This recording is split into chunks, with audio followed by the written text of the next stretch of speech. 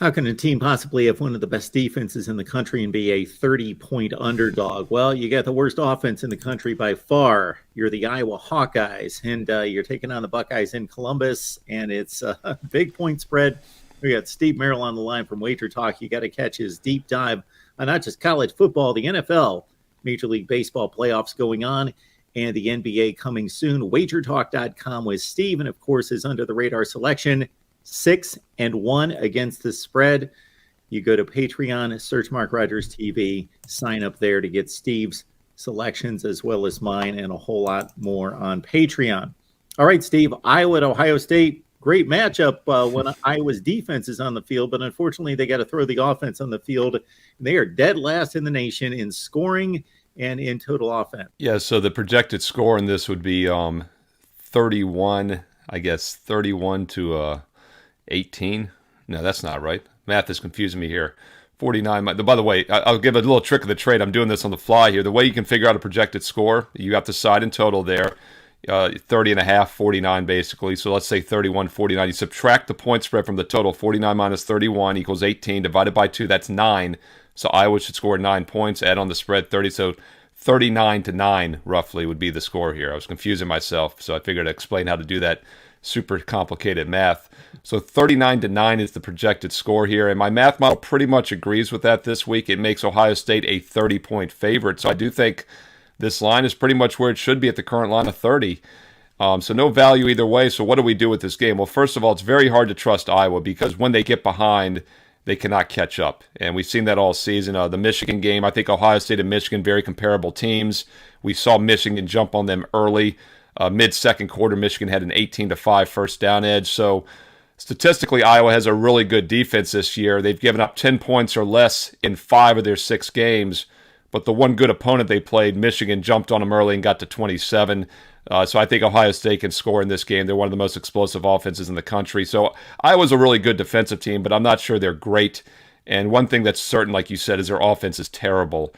This is a team that has scored 14 or less in every game but 2 games this year, and that was Rutgers and against a terrible Nevada team. They only put up 27 in those games. In fact, they were a 24-point home favorite against Nevada and only scored 27.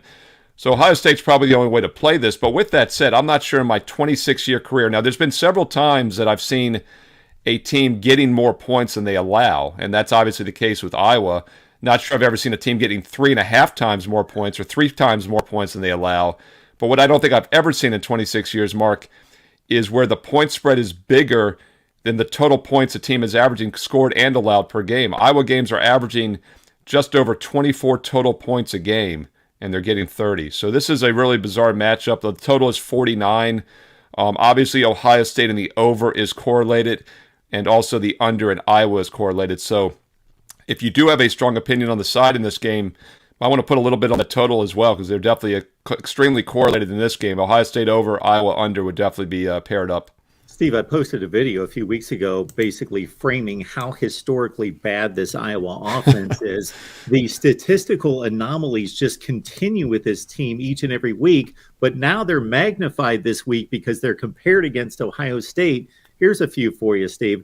Iowa has scored 7 offensive touchdowns this year. Okay. Ohio State has scored 41.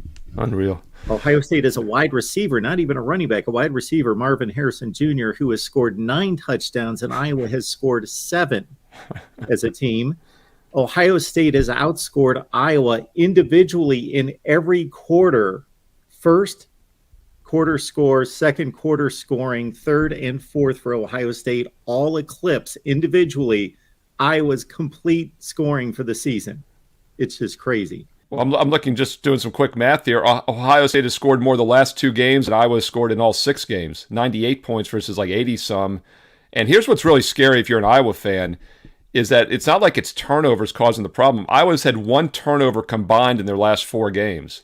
No turnovers in 3 of the last 4. And they still scored, basically no points. So not misleading. And one thing you can't fix is offensive problems. They just don't have the ability to score this year. They're going to have to ugly this game up. Maybe they can do that, but if they get down early, an in-game bet might be a good way to approach this as well, Mark. Once Iowa gets behind, if they do, the floodgates are going to open, and Ohio State in-game probably is worth laying the points in. Steve Merrill, wagertalk.com. You see the banner right there. Get to wagertalk.com. Follow Steve's selections on not just college football, Major League Baseball playoffs going right now, NBA coming soon. And of course, you're probably an NFL fan as well. So catch Steve's work there and catch Steve's segments with us here at the Voice of College Football on all our team channels.